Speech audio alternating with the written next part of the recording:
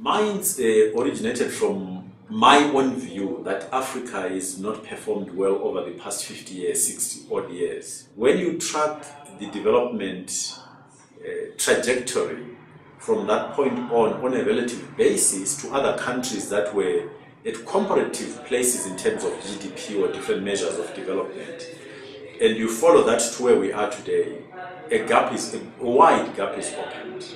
And it is my view that firstly, we as Africans need to acknowledge that fact, that we have not done as well as we could have done. Secondly, that we then logically should try to understand why it is that that has happened. And lastly, also logically, try to find out what to do about it.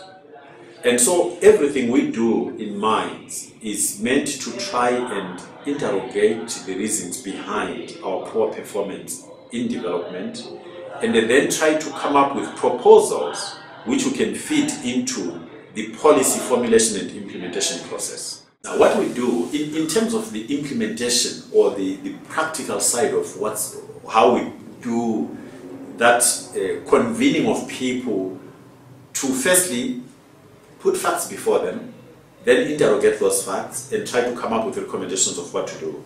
What we've decided to do is to do it through a process we call dialoguing. And we've chosen the word dialogue as opposed to conference because firstly, the dialogues are quite intimate, they're small groups. And those small groups are meant to create an environment where everybody who comes or is invited to them has got an opportunity to contribute and then to interact with all of the other attendees. And the attendees are going to be drawn from clusters.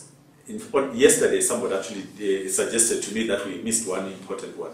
We had identified 10 clusters. And those clusters are politicians, civil servants, academics, civil society, women, the youth, private sector, the media, traditional leaders, and church leaders.